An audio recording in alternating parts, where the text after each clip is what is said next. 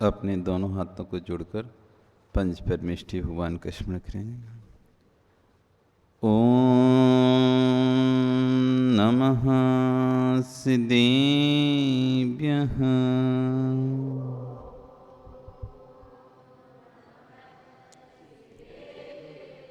ओम नमः सिद्धेभ्यः।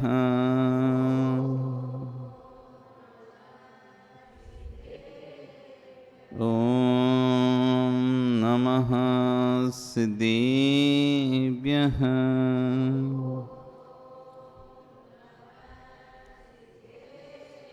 तिर्यणि खग्गिणाये रुतारी मोय सैर सिरे निबिहो आयरी राऊ पसियो परवादिन्यो भवि झीलोए। नमो अरिहंताणं नमो सिद्धाणं नमो आयरीयाणं नमो वच्छायाणं नमो लोये सव्यसाहुणं। बोले अनंत आनंद से परमेष्टि। बोले आदिनाथ आदि और आदिनाथ भगवानी की, वर्तमान ससने महावीर भगवानी की, मूल नायक श्री शांतिनाथ भगवानी की, आचार्य कुंद कुंदेव स्वामी महाराज की, गणाचार्य आचार्य विराग सागर जी महाराज की, आचार्य गुरु श्री षड विशुद्ध सागर जी महाराज की, अहिंसा में विश्व धर्म की।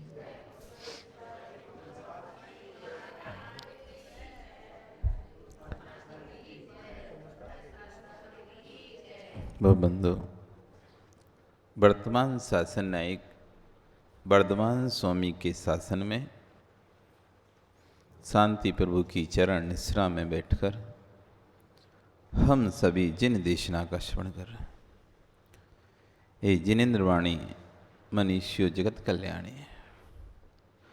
कल यहाँ पर आचार्य भन अपनी गाथा है श्लोक में वर्तमान काल में पंचम काल में रहने वाले मनुष्यों की प्रवृत्ति को बता रहे थे। इस पंचम काल में किस तरह के जीव होंगे, तो उन्होंने कहा था भरा चित में रुद्र अट्ठ झाणया, रौद्र ध्यानी आर्द ध्यानी रौद्रधारी जीवों की बहुलता है, जो इष्ट वियोग अनिष्ट के संयोग में तड़पते रहते हैं। पीड़ा चिंतन, जो सतत मुझे बीमार हूँ, मेरी को तबीयत खराब है, मेरे को ये समस्या हो गई है, ऐसा भाव निरंतर 24 घंटे अपने अंदर ला लाकर और सदैव कलुषित रहते हैं। स्वयं कलुषित रहते हैं और दूसरे को भी कलुषित करते हैं। दुख किससे आता है? दुख किस कर्म की वजह से आता है पता है? कौन से कर्म की वजह से हमको दुख आता है? असाता वेदनी कर्म की वजह से। वेदनी कर्म का कार्य है वेदन कराना। वेदनी कर्म का कार्य है आत्मा को वेदन कराना, सुख का वेदन कराना, दुख का वेदन कराना। किसका वेदन कराना? सुख का वेदन कराना अथवा दुख का वेदन कराना, ये वेदनी कर्म का कार्य है।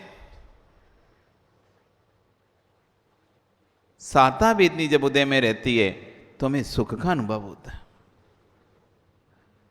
वस्तु में सुख है या वस्तु में दुख है?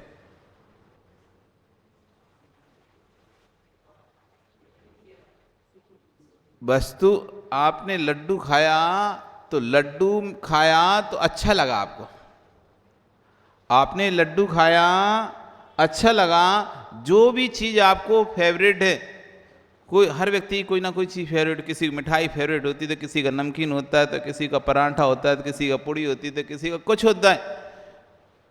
आप जब वो चीज़ आपको मिलती है तो आपको मजा आता ही नहीं आता, आनंद आता ही नहीं आता निर्मल। तो वस्तु में आनंद है कि नहीं है?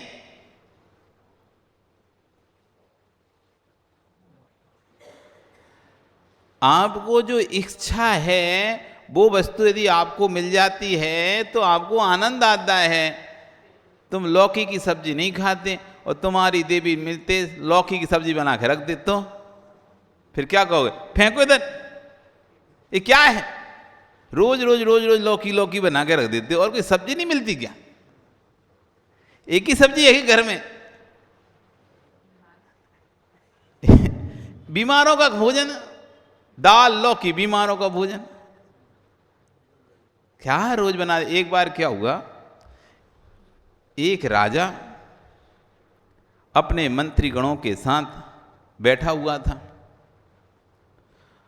तभी रसोइये ने भिंडी की सब्जी बनाकर राजा को दी। जब राजा भोजन के लिए था तो सब और भी लोग बैठे थे, तो भिंडी की सब्जी उस रसोई ने बनाई थी। वो भिंडी की सब्जी बड़ी स्वादिष्ट सब्जी बनाई उसने, और राजा ने जैसे ही भिंडी की सब्जी खाई, वाह क्या सब्जी है, उंगली चाट रहा है वो तो। तभी जो चापलूसकार था उसने कहा अभी बढ़िया है, लगे में प्रशंसा तो राजा कर ही रहा है भिंडी की, अपन और कर दो क्या जाता है। वो कहते हैं हाँ राजन, भिंडी तो बहुत ही लाभकारी, अमृत है अमृत, भिंडी तो अमृत है, सब्जियों का राजा है भिंडी। जो भिंडी को खाता है वो 100 साल तक जीता है, इसलिए भिंडी तो खाना चाहिए सबको। राजा बड़े चाव से भिंडी, अब राजा जो करे वो चेला क्या है, चापलूस क्या है, सेवक क्या, जैसा राजा को अच्छा लगे वैसा उसको अच्छा। तो राजा ने बड़े चाव से खाई गई। जब और वो सामने वाले उसके गुण बता रहा है कि 100 साल और जीना, इससे 100 साल की उम्र हो जाती है, और वो राजा है ऐसी चीज भिंडी सब्जियों का, तो और खाया। तो रसोईया देखता है ये बढ़िया, आज राजा को पसंद आई, चलो कल फिर बना लेंगे। तो उसने भी सोचा ठीक है कल और बना ले। राजन की अरे आज भी भिंडी, क्या बात है, चलो आज भी बड़े चाव से खाएंगे। तो उसने दूसरे दिन भी भिंडी खाई। अब रसोईया सोचता है राजा को लगता है भिंडी बहुत पसंद आ गई, तीसरे उसने भिंडी बना दी। अब राजा सोचता अरे इसको पागल है कि रोज रोज भिंडी बना कर रख देता, रोज रोज भिंडी बना रहा है। अब ठीक है जैसे तैसे उसने तीसरे दिन भी खा ली। वो चौथे दिन जैसे उसने फिर से भिंडी बनाई तो उसने तो ऐसा बाउल फेंका, क्या तुम मानना चाहते हो भिंडी खिला खिला के, एक ही सब्जी एक ही सब्जी। तो चापलू जो था वो उसको रसोई को, जहर है ये भिंडी जहर, इसको खिला के तुम राजा को मारोगे क्या, भिंडी तो देखना नहीं चाहिए, खाने की तो दूर बात है, और तुम वही बोल रहे हो सब्जी। अब राजा उसको देख रहा है, क्या भैया तुम तो 4 दिन पहले कह रहे थे, 3 दिन पहले भिंडी तो अमृत है, इससे तो आयु बढ़ती है। तो कहता है स्वामी मैं नौकर भिंडी का नहीं आपका हूं, आपको पसंद है तो ठीक, नहीं पसंद तो ठीक। अब बताओ भिंडी में आनंद था कि नहीं था? भिंडी में आनंद था कि नहीं? भिंडी में आनंद था कि नहीं? नहीं था। भिंडी में सुख नहीं था उसे। पहले दिन दूसरे दिन खाए थे उसे मजा आया था, तो किससे आया था वो आनंद? वो आनंद किससे आया था? पहले दिन भिंडी खाई, दूसरे दिन भिंडी खाई, तो आनंद किस में आया था? भिंडी में नहीं आया था क्या? तो किस में आया था? बोलो मनसुख जी बोलो। तो रसना इंद्री तो तीसरे चौथे दिन भी थी।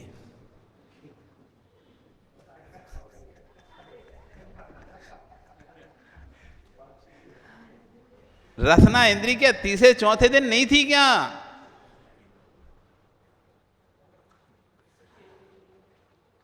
आपने मीठा खाते हो, अच्छा लगता है नहीं लगता?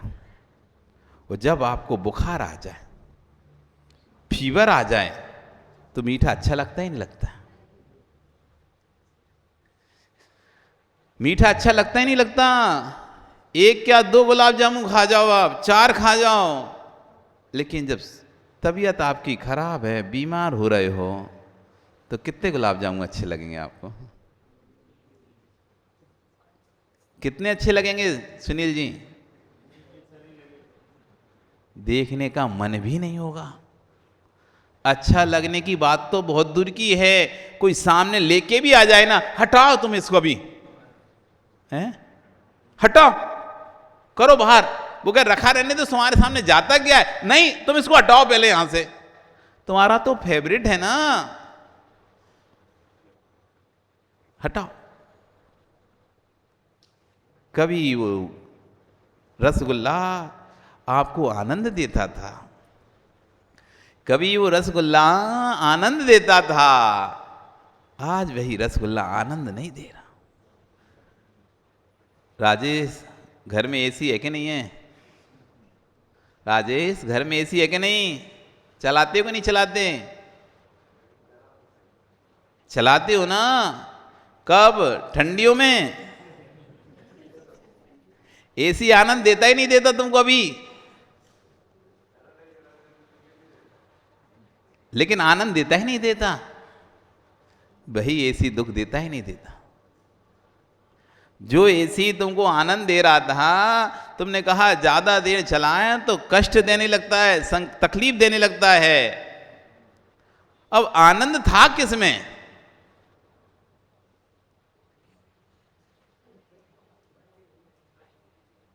आनंद था किसमें? तुमको कष्ट दे रहा है, उसी समय दूसरे को आनंद दे रहा है।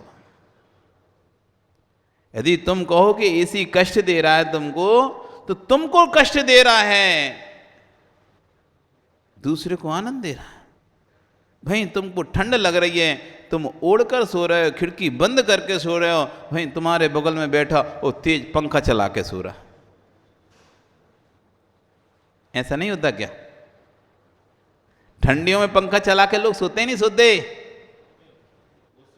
सोते हैं ना। उनको पंखा नहीं चला सो दुख है, और तुमको पंखा चला सो दुख है। वस्तु एक ही है, वस्तु एक ही है, एक ही गति से चल रही है। एक को आनंद कारक हो रही है, एक को हानिकारक हो रही है। एक को अच्छा लग रहा है मैं, और एक को बेकार लग रहा है, ये बंद कर दे, एक कह रहा है चालू कर दे। आनंद किसमें?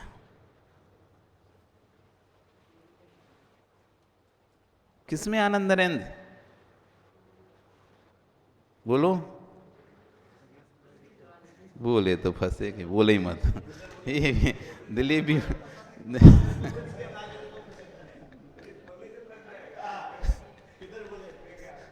चुपचाप सुनते ही रहो, बोले ही मत। अरे बोलोगे तो फंसोगे नहीं, बोलोगे तो सुलझोगे। बोलोगे तो फंसोगे नहीं, बोलोगे तो सुलझोगे। जब तक बोलोगे नहीं, तब तक हृदय की बात बाहर आएगी नहीं। जब तक बोल, घर में भी बहुत से सदस्य होते हैं, अंदर ही अंदर बात रखे रहते हैं, बोलते नहीं है, पूछने पर भी नहीं बोलते। जब वो बोलते नहीं पूछने पर, तो गलत धारणा उनके अंदर बैठी रहती है, और बाद में जब कभी समय आता है ना, तब भी बोलते हैं, अरे तुमने उस दिन ऐसा किया था, तुमने उस दिन ऐसा किया था। वो कहे भैया पहले पूछ तो लेते हमने किया था कि नहीं किया था। पर वो बोला नहीं, अंदर ही अंदर रखा रहा, अंदर ही अंदर रखा रहा। वो जब कोई मौका आया तब वो बोला, तो तब अरे तुम अभी तक उस बात को रखे हो, पहले पूछ तो लेते क्या बात सत्य थी। बोलने से अंतरंग की धारणा का पता चलता है, बोलने से अंतरंग के विचारों का पता चलता है, बोलने से अंतरंग के मनोभाव का पता चलता है कि सामने वाला व्यक्ति क्या सोचता है। आप अपनी देवी के साथ बैठकर बात करो मिनटू, आधा घंटा, 1 घंटे, आपको उसके अंतरंग की भावनाएं पता चल जाए। आज घरों में लड़ाई क्यों हो रही? क्यों? हमारे पास समय नहीं है बोलकर बैठ के बात करने का। आज घरों में लड़ाई क्यों है निर्मल? लड़ाई क्यों चल रही है? क्योंकि हमारे पास समय नहीं है बैठकर दूसरे का दुख पूछने का। आज हमारे पास समय नहीं है बैठकर दूसरे के सुख के बारे में पूछने का। हम ये समझते हैं, तुम ये समझते हो कि हमने पैसा दे दिया, कपड़े ला के दे दिया, धन ला के दे दिया तो सामने वाला सुखी है। उसे आपके पैसे से मतलब नहीं है, उसके आपके कपड़ों से गहनों से मतलब नहीं है। ठीक है, चाहते हैं कपड़े गहने पैसा सब चाहते हैं, लेकिन साथ में ये भी चाहते हैं आधा घंटा शांति से आप हमारे पास बैठकर हमारी सुनो। तुमने आधा घंटा अपने घर में देना शुरू कर दिया, परिवार को देना शुरू कर दिया, पत्नी को देना शुरू कर दिया, तुम्हारे घर की कलह दूर हो जाएगी। कलह इसलिए हो रही है क्योंकि उसको निकाल नहीं पा रहा, उस आने वाला बोल नहीं पा रहा, अंदर ही अंदर वो बात सड़ रही है, सड़ रही है,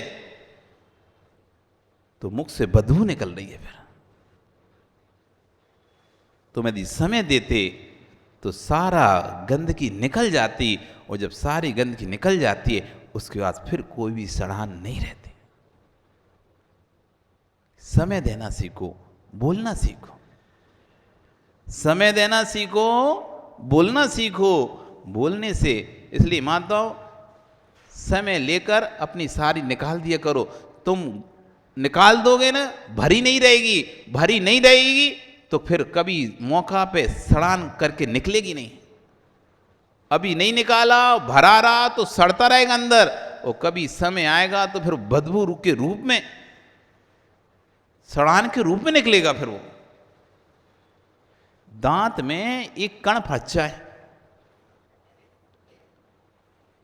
दांत में कण फंस जाए, आप निकालो मत उस कण को, 24 घंटे बाद उस कण को निकाल के सूंघो तुम, इतनी तेज दुर्गंध आएगी उसमें से, इतनी तेज दुर्गंध आएगी आप सूंघ नहीं सकते उस कण को। जबकि वो भोजन आपने किया था, इतना स्वादिष्ट भोजन था, वो कण जाके फंस गया है, मल से भी ज्यादा तेज दुर्गंध आती उस कण की। क्यों निकाला नहीं? अंदर ही लगा रहा, सड़ता रहा, दांत को भी सड़ा दिया। जब निकाला तब तक दांत सड़ चुका था, कीड़ा पड़ चुका था। अब तुम कह रहे हो दांत सही कर ले, अब तो वही उपचार नहीं है दांत सही करने का, अब तो दांत निकलवा के फेंकवाना ही पड़ेगा। और जब तक नहीं फेंकवाओगे तब तक वो दांत पीड़ा देगा, दर्द देगा। ऐसे समय पे यदि हमने अपने परिवार का ध्यान नहीं रखा, उसकी पीड़ा आदि जो उसको हो रही है अथवा उसकी जो विकल्प हैं उनको नहीं सुना, तो बाद में जाके वो सड़ान पैदा करेगा, और फिर तुम चाहो कि सही कर लें, फिर सही नहीं हो पाएगा। एक बार बिगड़ा सो फिर बिगड़ा। इसलिए निकालो अंदर की निकालना सीखो, बोलना सीखो, पर समय देख के बोलना, ध्यान रखना। नहीं तो कहोगे महाराज जी आपने कहा था बोलना सीखो, तो बेचारा मंदिर में पूजा कर रहा था तुम्हारा देवता, तो मंदिर में आके चिल्लाने लगे महाराज जी ने बोला था बोलना सीखो। नहीं, समय भी साथ में ध्यान रखना।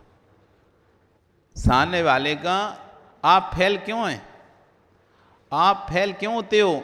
इसलिए होते क्योंकि आप समय नहीं देख पाते। थका हारा व्यापार करते हुए थका हारा व्यक्ति आया, और जैसी थाली तुम की एक ग्रास उसने तोड़ा और तुमने अपनी रामायण शुरू कर दी गाना।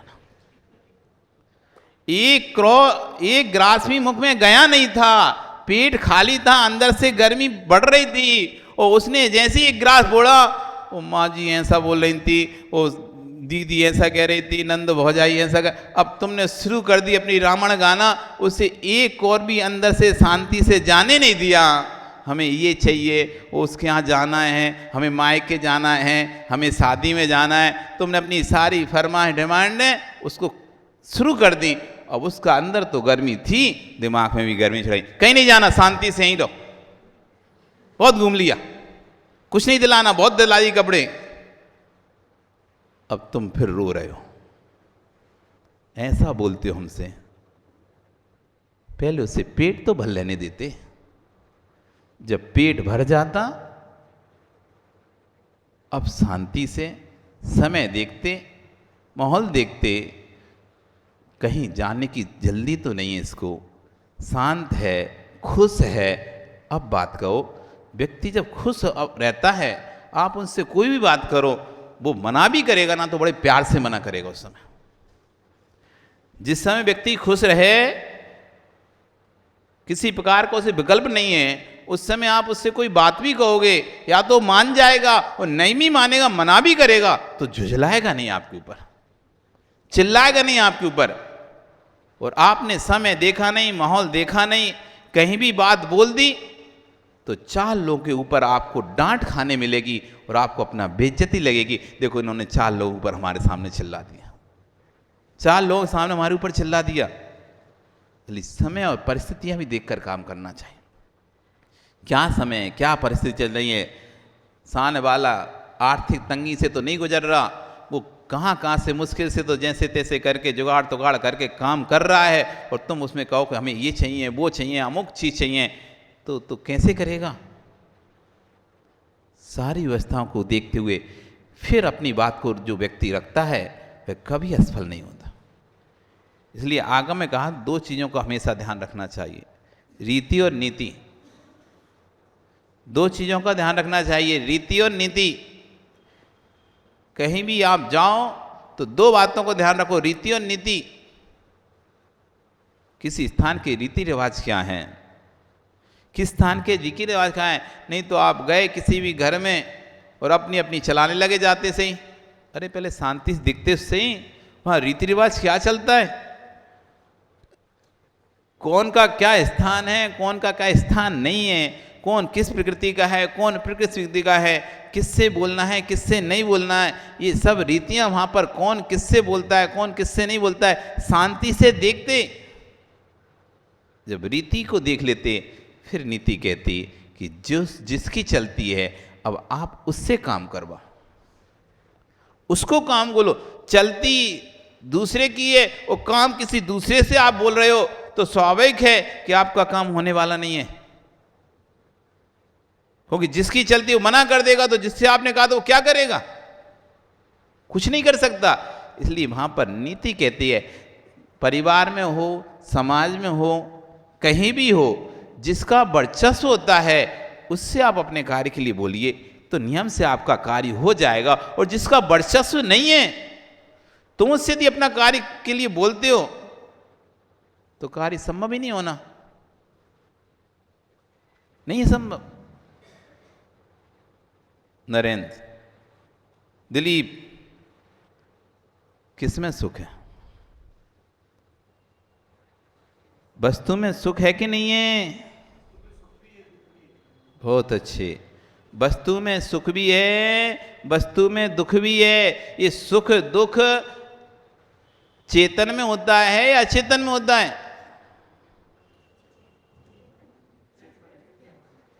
तो वस्तु चेतन है या चेतन है? तो फिर वस्तु में सुख है या दुख है?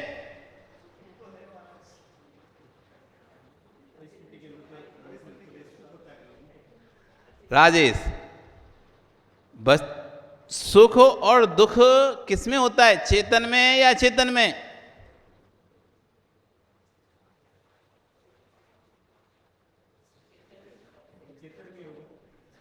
सुख और दुख किसमें होता है सुनील जी, बड़े ध्यान से सुनो। चेतन में ही होता है, फिक्स है, पक्का है, चेतन में ही होता है। तो सुख और दुख किसमें होता है? चेतन में होता है। वस्तु चेतन है या चेतन है? तो सुख दुख किसमें है? वस्तु में क्या है?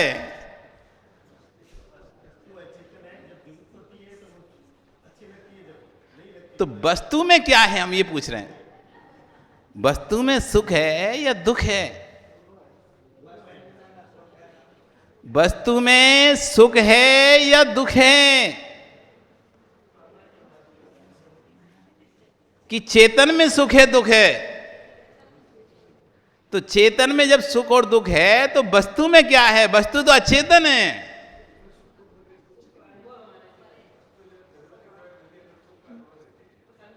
वस्तु में क्या है आप तो ये बताओ। हाँ दिलीप जी, अब आयल नहाने पर तो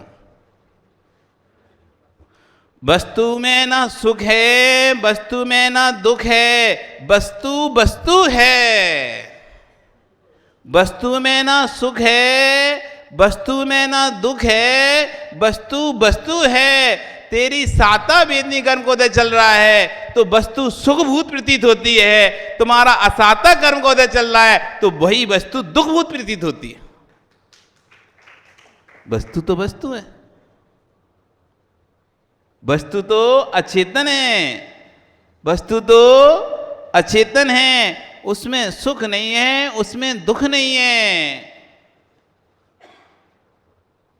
हमारा जब साता कर्म को उदय चलता है तो वही वस्तु में साताकारी लगती है।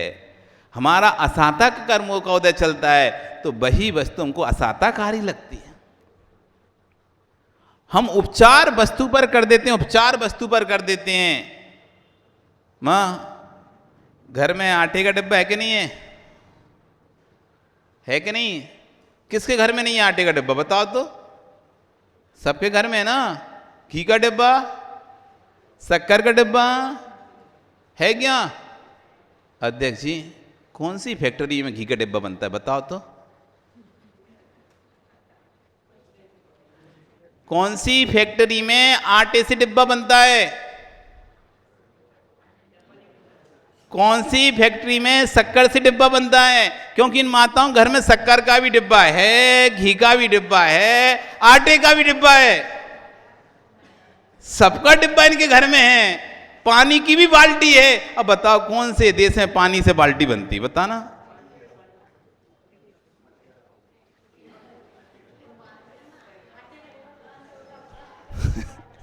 विमल विमल कौन से देश में पानी की बाल्टी बनती है बताना? है बाल्टी तो लोहे की बनेगी, प्लास्टिक की बनेगी, पानी की कौन सी बाल्टी बनती है? पर इनके माता पानी बाल्टी है कि नहीं है? आटे का डिब्बा है कि नहीं है? घी का डिब्बा है कि नहीं है? और नहीं बोलोगे फंस जाओगे, ध्यान रखना, अभी बता दे रहे। तुमने बोला कि नहीं है ना तो अभी फंस जाओगे। है कि नहीं डिब्बा? नहीं है डिब्बा कि है क्या घी का डिब्बा? कौन से देश में बना था? कहां से खरीद के लाए तुम घी से बना डिब्बा? हैं?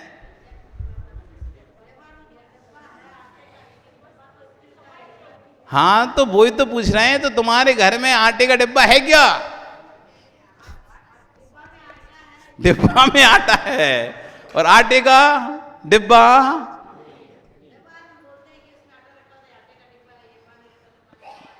हाँ, लेकिन वास्तव में डिब्बा आटे का है क्या? डिब्बे के अंदर आटा है।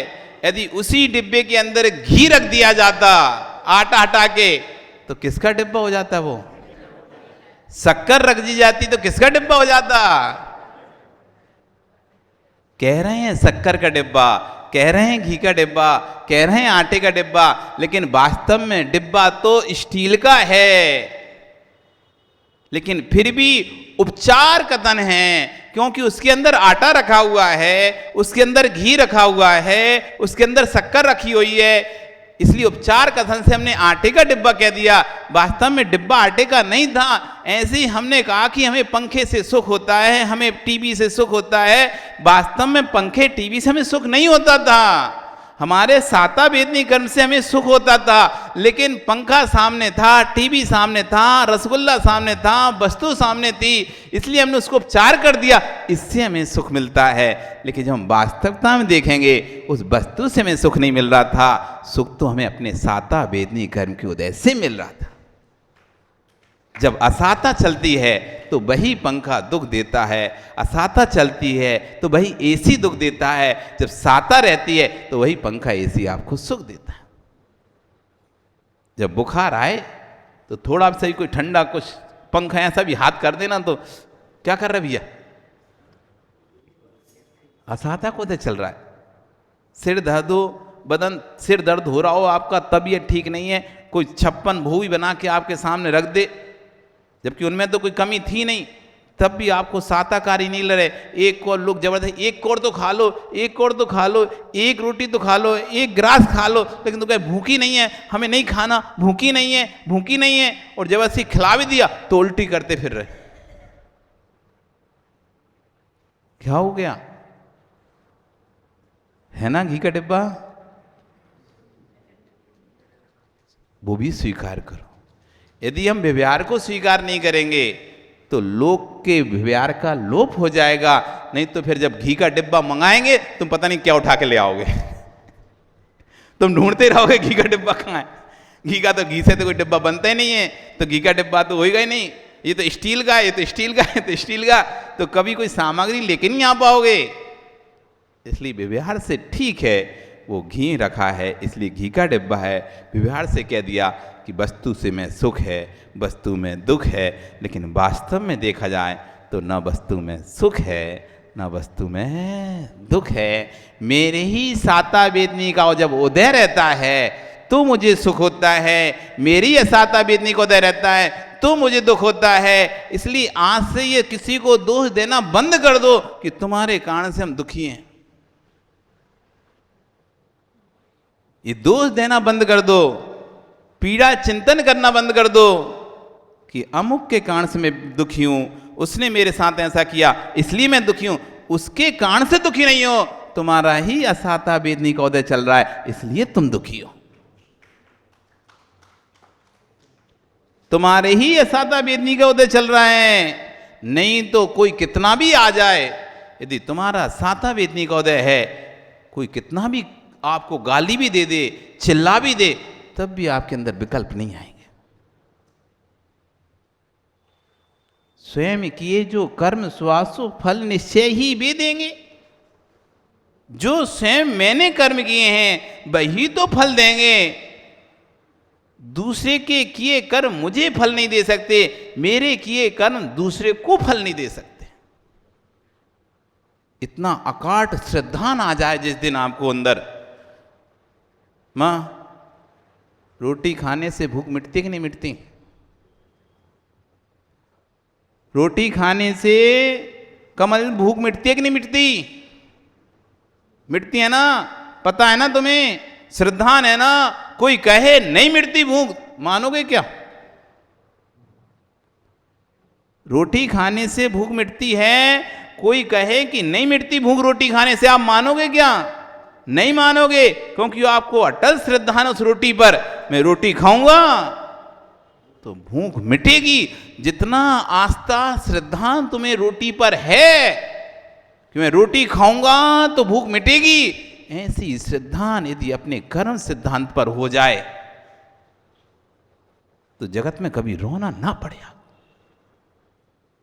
ऐसा श्रद्धान अपने कर्म सिद्धांत पर हो जाए, मेरा असाता उदय है तो कोई मुझे सुख नहीं दे सकता, वो मेरा साता का उदय चल रहा है तो जगत में कोई भी प्राणी मुझे दुख नहीं दे सकता। जो सुख दुख मुझे मिल रहा है, कोई कहे मैंने तुम्हें दिया सुख, कोई कहे मैंने दिया तुम्हें दुख, उपचार मात्र ही है वो। जैसे घी का डिब्बा आटे का डिब्बा है, ऐसे ही कहने में कह दें कि अमुक व्यक्ति ने हमें सुख दिया, अमुक व्यक्ति ने हमें दुख दिया, लेकिन वास्तव में जब हम देखेंगे तो मेरे ही कर्म का उदय था, सुख मिला, मेरी कर्म का उदय था, दुख मिला। सीता को जब दौला हुआ कि मुझे तीर्थ यात्रा वंदना करने जाना है, गर्भ में संतान थी, जिस माँ के गर्भ में उत्कृष्ट संतान होती है उस माँ को भाव भी उत्कृष्ट होते हैं, और हीन संतान होती है उसे मिट्टी खाने के भाव होंगे। खटाई खाने के भाव होंगे, और जिसकी उत्कृष्ट संतान होगी उसे भगवान की वंदना करने के भाव। आचार्य भगवान विमल सागर जी महाराज की जीवनी जब बताते हैं तो उनकी माँ को ढोला होता था, मुझे तो सोना गिर जाना है, मुझे तो सोना गिर जाना है। और नियोग देखो, उनका सबसे अधिक समय भी सोना गिर में ही व्यतीत हुआ। ऐसा नियोग। सीता को दौला हुआ, मुझे तीर्थ वंदना करने जाना है। अपने पति को बोलती है, मेरे मन में हो रहा है कि मैं किमिच्छिक दान करूं, मैं संपूर्ण तीर्थ क्षेत्र को अर्थ सिद्ध क्षेत्रों की वंदना करूं। तो राम कहता है, ये तो उत्कृष्ट विचार हैं, ये तो उत्कृष्ट विचार हैं, बिल्कुल दोनों साथ चलेंगे। इधर चर्चा चल ही रही थी कि दोनों साथ चलेंगे, तभी द्वारपाल सिर झुकाकर सामने खड़ा हो गया। स्वामी, राजसभा में बहुत ही आवश्यक मंत्रणा करनी है, इसलिए मंत्रागान में सभी आपका इंतजार कर रहे हैं। राम सीता को बोलते हैं, थोड़ी देर में आता हूं, फिर हम योजना बनाएंगे कि कैसे तीर्थ क्षेत्र की वंदना करें। वो मंत्रागार में जाता है, और मंत्रागार में सभी गांव के नगर के लोग, बड़े बड़े सेठ लोग, प्रतिष्ठित लोग सिर झुकाए ऐसे खड़े हुए हैं। राम कहते हैं, क्या बात है, ये सब नगर के प्रतिष्ठित लोग यहां क्यों खड़े हुए हैं, क्यों आए हुए हैं? कोई भी बोलिए क्या कार्य। सभी सिर झुकाए, कोई भी एक शब्द भी नहीं बोल रहा है। राम के बार बार पूछने पर भी कोई नहीं बोल रहा। तब एक सेठ बोलता है, स्वामी यदि अभय दान दें, अभय दान दें तो हम कुछ बोले, नहीं तो हम आपके सामने बोलने की सामर्थ्य नहीं रखते हैं। राम कहता है, दिया अभय दान, आप बोलिए, निडर होकर बोलिए, निशंकित होकर बोलिए, कोई भी विकल्प नहीं है, आप बोलिए। स्वामी, नगर में अनाचार फैल रहा है, कोई भी किसी के साथ चली जाती महिला और फिर जब वापस घर आती है और उसका पति उसको रोकता है, तो कहती हैं, जब सीता 14 वर्ष तक रावण के यहाँ रहकर आई और राम ने उसको रख लिया है, तो फिर आप कौन से बड़े व्यक्ति हो, राम से अधिक बड़े हो गए क्या? ओहो, जैसे ही राम ने सुना, कुल पर कलंक, कुल पर कलंक, मूर्छित हो गया। तभी जल के छींटे देखकर जब उसको सचेत किया, तुरंत कृतांत वक्र बुलाता है, आज ही तुम सीता को किसी गहन जंगल में छोड़कर आ जाओ, मैं कलंक के साथ नहीं जी सकता। आज ही तुम इस सीता को छोड़कर मैं इसकी शकल भी नहीं देखना चाहता, तुम इस सीता को किसी गहन जंगल में छोड़। कृतांत वक्र कहता है, स्वामी ये क्या कर रहे हैं आप, जंगल में क्यों छुड़वा रहे हैं? किसी आरिका के पास छुड़वा दीजिए, उसके पिता के पास छुड़वा दीजिए। नहीं, मैं पुनः इसकी चेहरा भी नहीं देखना चाहता, आप इसे गहन सुनसान जंगल में, जो कि जानवरों से भरा हो, ऐसे स्थान पर छोड़ दो। सीता को अब कृतांत वक्र क्या करे? किंकर, नौकर तो नौकर है, राजा की आज्ञा का पालन करना पड़ता है। सीता को कहता है, माँ चलो तीर्थ यात्रा के लिए, राम का आदेश है, महाराज का आदेश है। तो सीता बोलती, राम नहीं जाएंगे क्या? नहीं, उनको कोई बहुत आवश्यक कार्य आ चुका है, इसलिए आप चलिए। तो सीता कहती ठीक है, और अपना हाथ में द्रव आदि लेकर और रथ पर सवार होकर कृतांत वक्र साथ चलती है। और जब गहन जंगल में पहुंचता है, कृतांत वक्र रथ को रोक देता है और फटक फटक कर, फपक फपक कर रोने लगता है। जब रोता है तो सीता कहती, क्यों क्यों रहे हो? माँ चक्र खराब हो गया है, माँ चक्र खराब हो गया है। तो सीता कहती है, कोई बात नहीं, हम उतर जाते हैं, आप चक्र ठीक कर लो। और सीता उतर कर जैसे ही चट्टान पर बैठती है, लेकिन कितान भक्त तो रो रहा था, तो कहती रो क्यों रहे, चक्र ठीक करो ना। माँ रथ का चक्र खराब नहीं हुआ, आपके भाग का चक्र खराब हो गया। राम ने आपको परित्यक्त कर दिया है, छोड़ दिया राम ने आपको, राम ने आपका त्याग कर दिया है। वो जैसी सीता ये सुनती है कि राम ने मेरा त्याग कर दिया है, तभी मूर्छित हो जाती है। जैसे तैसे उसको सचेत किया जाता है। कीर्तन भक्त कहता है किंकर से कुकर भला, किंकर नौकर से अच्छा कुत्ता है, स्वान है, कम से कम 2 रोटी खाता है, पूंछ हिलाता है, कहीं भी अपनी मर्जी से बैठ जाता है, लेकिन नौकर को तो राजा की आज्ञा का पालन करना पड़ता है, इसलिए मैं क्षमा प्रार्थी हूँ। तब सीता कहती है कीर्तन भक्त तुम्हारा इसमें कोई दोष नहीं है, तुम तो सेवक हो, तुमको क्या मैं दोष दूं, स्वामी ने जब त्याग कर दिया है फिर तुमसे मैं क्या कहूं। कोई संदेश माँ स्वामी के लिए उनसे बोलना, विकल्प मत करें, मेरे ही कर्म का दोष था, ऐसा मेरे ही कर्म का उदय था जो मुझ निर्दोष को कोई गलती नहीं होने पर भी राम ने त्याग कर दिया है, इसमें राम की गलती नहीं है, इसमें मेरे ही कर्म का दोष है। इतना अकाट श्रद्धान होना चाहिए। आज की सीता होती तो कोर्ट में खड़ी ले जाती, तुम्हें निकाला कैसे घर से बाहर, भी देरी से बाहर कैसे करा, दोनों हाथ तो बंधे होते, तुम्हें क्या कुटुंब खानदान चला जाता पूरा। लेकिन क्या कह रही है वो, इसमें राम का दोष नहीं है, मेरे ही कर्म का उदय है, जो राम ने मुझ निर्दोषा को कोई गलती नहीं होने पर भी छोड़ दिया है। इतना अकाट श्रद्धान होना चाहिए कर्म सिद्धांत पर।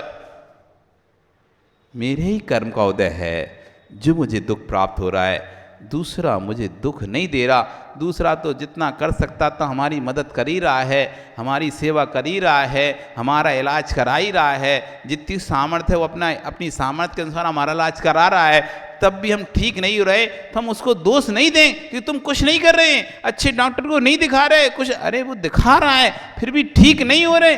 अब तुम्हारा ही असाता कर्म की तीव्र, जब असाता कर्म का तीव्र उदय होता है तो ना तो दवाई काम करती ना दुआ काम करती। जब तीव्र असाता कर्म को देता है ना दुआ काम करती ना दवा काम करती। अब सामने वाले का तीव्र असाता ही कर्म का उदय है तो कोई क्या करेगा, उसको समझना चाहिए, अपने अंदर में संतुष्ट करना चाहिए। मैंने पूर्व भव में जो कर्म बांध के रखा था आज मुझे भोगने पड़ रहा है, हे भगवान अब मैं ऐसे कार्य ना करूं कि आगे के भव में मुझे फिर से असाता कर्म बंधे, उन सब कार्यों से दूर हो जाऊं। आपका समय हो गया, कल फिर आओगे। पर आ रही तो हम निदान बंद चौथा जो आर्त ध्यान का पाया है, इष्ट वियोग, अनिष्ट संयोग, पीड़ा चिंतन, कल जो चौथा पाया हैगा निदान बंद, उसके बारे में सुनेंगे। बोली भगवान महावीर स्वामी की। सभी जनवाणी स्तुति के लिए अपने स्थान पे खड़े हो जाएंगे। जावाणी के ज्ञान ते सूझे